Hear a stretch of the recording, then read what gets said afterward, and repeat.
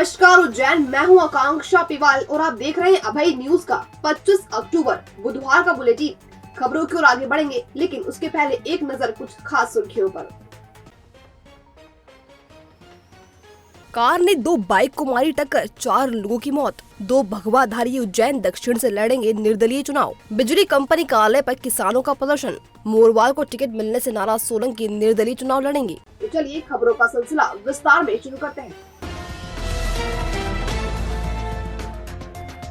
भैरवगढ़ थाना क्षेत्र अंतर्गत चक्रावदा टोल के पास नाकोड़ा पेट्रोल पंप के सामने बुधवार दोपहर करीब 2 बजे दर्दनाक हादसा हो गया। यहाँ एक तेज रफ्तार कार ने 2 बाइक सवारों को उड़ा दिया, जिससे 4 लोगों की घटना स्थल पर ही मौत हो गई।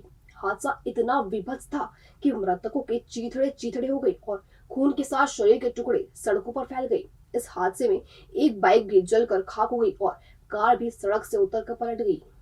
जानकारी के मुताबिक माकड़ो निवासी मुंशी पिता मुनीर खां और उनकी पत्नी जुबैदा बी नागदा के समीप पिपलोदा बागला में आयोजित पारिवारिक कार्यक्रम में शामिल होकर बाइक से घर लौट रहे थे। इसी तरह उन्हेल के ग्राम कंडोला के रहने वाले जसवंत पिता ओम लखारा और उनकी पत्नी निर्मला किसी काम से उज्जैन जा रही थी। चक्रावदा टोल टैक्स के आगे नाकोड़ा पेट्रोल पंप के सामने पहुंचते ही तेज रफ्तार से दौड़ रही आर्टिका कार ने एक कर दोनों बाइक सवारों को जोरदार टक्कर मार दी, जिसके बाद कार सड़क से नीचे उतरकर पलट गई। हादसे में बाइक सवार 4 लोगों की घटना स्थल पर ही मौत हो गई और मृतक जसवंत लखारा की बाइक भी जलकर खाक हो गई। हादसे के बाद मृतकों के शव शत विशत हो गए। किसी का हाथ कट गया तो किसी की गर्दन अलग हो गई। जिसने भी यह खौफनाक दृश्य देखा वह सिहर उठा। सूचना पर भैरवगढ़ पुलिस मौके पर पहुंची और गंभीर रूप से घायल कार चालक विनोद सोलंकी को 108 एम्बुलेंस की मदद से जिला अस्पताल में भर्ती करवाया, जहां उसका इलाज किया जा रहा है। बताया जा रहा है कि कार चालक नशे में था। चक्रावदा टोल के पास में एक्सीडेंट होने की सूचना मिली थी। इस पर हम मौके पर पहुंचे थे तो एक अर्टिगा गाड़ी से 2 मोटरसाइकिल का एक्सीडेंट हुआ था। दोनों मोटरसाइकिल पर 2 पति पत्नी उस पर सवार थे और चारों की मौके पे मृत्यु हो गई है। चारों के शव लाके डेड हाउस में रखवा दिए गए हैं, इनके पोस्टमार्टम होना शेष है और चारों की पहचान हो गई है। दोनों एक तो माखौन के रहने वाले थे दोनों पति पत्नी और एक ग्राम कुंडला के रहने वाले थे। चारों की शिनाख्त हो गई है। आगे की प्रोसीजर हम कर रहे हैं। सर, जिस गाड़ी से एक्सीडेंट हुआ है कार से, उसकी क्या कुछ जानकारी सामने आई है? उसकी कौन है, वो कहाँ रहता है कुछ? वो उसमें ड्राइवर की जानकारी आई है, उसका विनोद नाम है, उसके पिता का नाम रघुनाथ है। उसको भी चोटें लगी हैं एक्सीडेंट में, तो वो भी एडमिट है, उसका इलाज चल रहा है। मध्य प्रदेश में विधानसभा चुनाव का काउंटडाउन शुरू हो चुका है। सियासी बिसात पर पासे बिछ चुके हैं।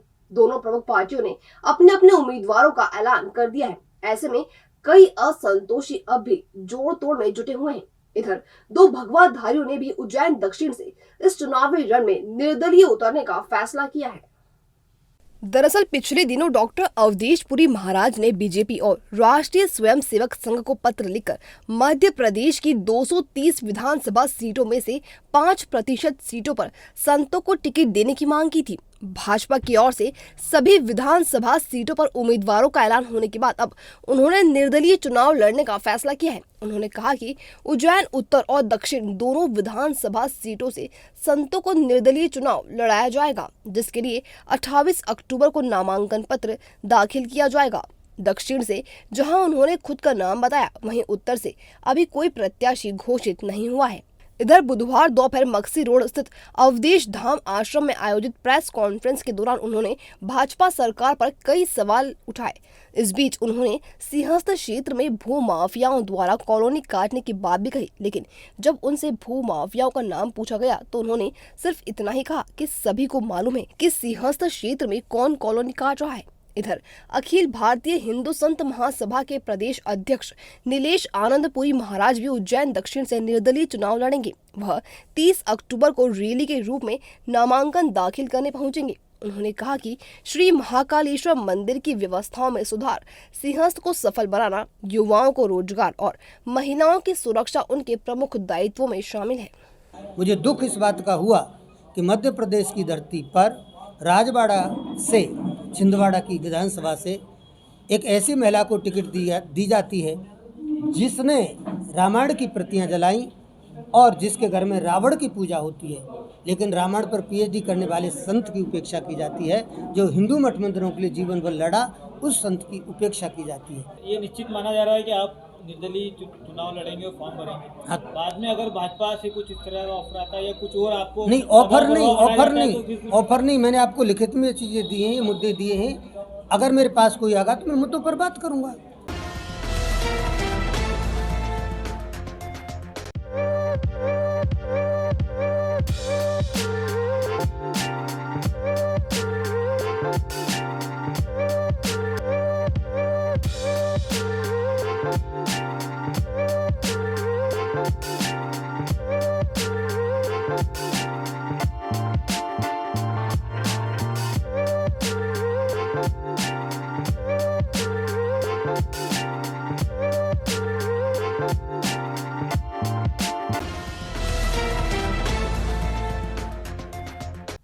बिजली संबंधित विभिन्न समस्याओं को लेकर किसानों ने बुधवार को बिजली कंपनी के मक्सी रोड स्थित कार्यालय पर प्रदर्शन किया। उन्होंने शिकायतों के संबंध में कार्यपालन यंत्री को ज्ञापन भी सौंपा। इस पर उन्होंने 2 दिनों में समस्याओं के निराकरण का आश्वासन दिया है।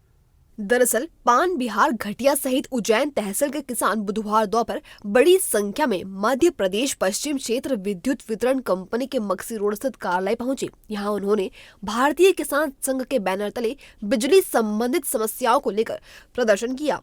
उनका कहना था कि ट्रांसफार्मर समय पर नहीं दिए जा रहे, उसके सुधार कार्य में लगने वाला 3 से 4 हजार रुपए का खर्च भी किसानों से वसूला जा रहा है। इसके अलावा वोल्टेज की समस्या है और मेंटेनेंस के नाम पर बार बार लाइट बंद की जा रही है। इस बीच किसानों ने 7 सूत्रीय मांगों को लेकर कार्यपालन यंत्री अमरीश सेठ को ज्ञापन सौंपा। इस पर कार्यपालन यंत्री ने 2 दिन के अंदर समस्याओं के निराकरण का आश्वासन दिया। इधर भारतीय किसान संघ के अध्यक्ष मान सिंह चौधरी ने कहा कि यदि 2 दिनों में समस्या हल नहीं होती तो किसान फिर सड़क पर उतरेंगे। समाधान ये निकला है कि जो हमारी समस्या थी डी साहब ने नोट की है।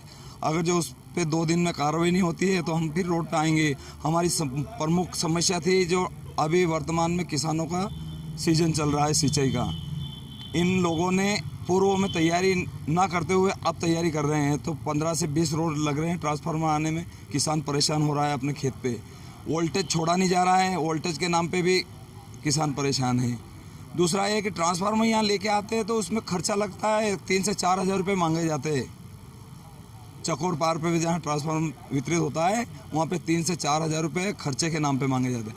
एक ट्रांसफार्मर किसान का अगर जो जलता है तो उसे वापस चढ़ाने तक का खर्चा कम से कम 12,000 रुपये खर्च हो रहा है। तो ये तो विद्युत मंडल तय करे कि ये 12,000 लग रहा है कि नहीं लग रहा है। इन मांगों को लेकर हम आए थे यहाँ। जो किसान लोग आए थे ज़्यादातर उनकी समस्या थी कि केबल गांव में ख़राब है और ट्रांसफार्मर की केबल ख़राब है। कुछ जगहों पे समस्या ये थी कि उनको ट्रांसफार्मर टाइम से नहीं मिल पा रहा था, तो उसको हमने संज्ञान में ले लिया है और संबंधित जेई और एई से मेरी डिस्कशन होगी आज, और जो भी उनकी समस्या है तत्काल उस पर कार्य किया जाएगा। नाराजगी और बगावत के डर से मध्य प्रदेश की 4 सीटों पर बुधवार सुबह कांग्रेस द्वारा प्रत्याशी बदले जाने को लेकर पार्टी में घमासान मच गया है। उज्जैन जिले की बड़नगर सीट से भी राजेंद्र सिंह सोलंकी के स्थान पर मुरली मोरवाल को टिकट दे दिया गया, जिसे लेकर सोलंकी ने अब निर्दलीय चुनाव लड़ने की घोषणा कर दी है। दूसरी ओर मोरवाल ने टिकट मिलने पर खुशी जाहिर की है। उज्जैन जिले की बड़नगर विधानसभा सीट पर बुधवार सुबह राजेंद्र सिंह सोलंकी का पत्ता काटकर मुरली मोरवाल को टिकट देने के बाद घमासान मच गया है। ऐन वक्त पर टिकट बदलने को लेकर सोलंकी ने नाराजगी जताते हुए निर्णय नहीं बदलने पर निर्दलीय चुनाव लड़ने का ऐलान कर दिया। वे 27 अक्टूबर को नामांकन दाखिल करेंगे। उन्होंने बुधवार को मीडिया से रूबरू होते हुए कहा कि पैसों के बल पर टिकट बदला गया है। सर्वे के आधार पर टिकट मिला था और सभी सर्वे में टॉप था, और जो सर्वे के आधार पर टिकट मिला उसको कुछ दलालों के माध्यम से टिकट देने के बाद में वापस परिवर्तित कर दिया गया, क्योंकि मेरे पास धन नहीं है इतना जो इतना वहाँ दे सकूँ, पर पैसे के बल पर टिकट परिवर्तित हुआ है। ये 10 लोग वहाँ गए, धरना दे दिया और टिकट चेंज कर दी वहाँ पे। अगर ये निर्णय अगर नहीं बदला गया तो उज्जैन जिले की 7 विधानसभा इससे प्रभावित होगी। है कांग्रेस सुन ले, और मैं 27 तारीख के दिन नामांकन भरूंगा। अगर आपकी पार्टी टिकट काटती है तो आप निर्दलीय लड़ेंगे क्या? बिल्कुल निर्दलीय लड़ूंगा, 27 तारीख को मैं फॉर्म भरूंगा। इधर टिकट मिलने से खुश मुरली मोरवाल ने भी अपनी प्रतिक्रिया दी है। उन्होंने कहा कि कांग्रेस पार्टी ने मुझ पर जो भरोसा जताया है उस पर मैं खरा उतरूंगा। राजेंद्र सिंह सोलंकी द्वारा लगाए आरोप का जवाब देते हुए उन्होंने कहा कि मैं काम के दम पर और जनता के बीच रहकर टिकट लाया हूं। ये जनता ने मुझे दिलाया है, कोई भी ऐसा काम मेरे द्वारा नहीं किया गया। मैं 2008 में भी विधानसभा का चुनाव लड़ा था, तो भी इन लोगों ने ये टिकट आप खरीद के लाए।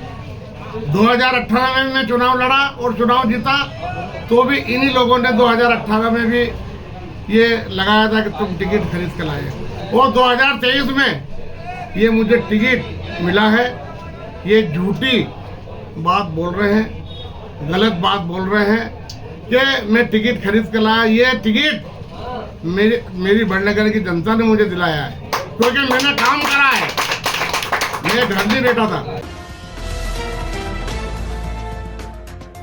भविष्य की चिंता छोड़ो, पंडित गोविंद गुरु से नाता जोड़ो। ना कोई पैसा ना कोई फीस, बस लीजिए गुरु जी का आशीष। आज ही जाने अपनी हर समस्या का समाधान। संपर्क करें 9827030415 या 9302230415। हमारा पता 8 अलगदाम कॉलोनी, सावे रोड, उज्जैन।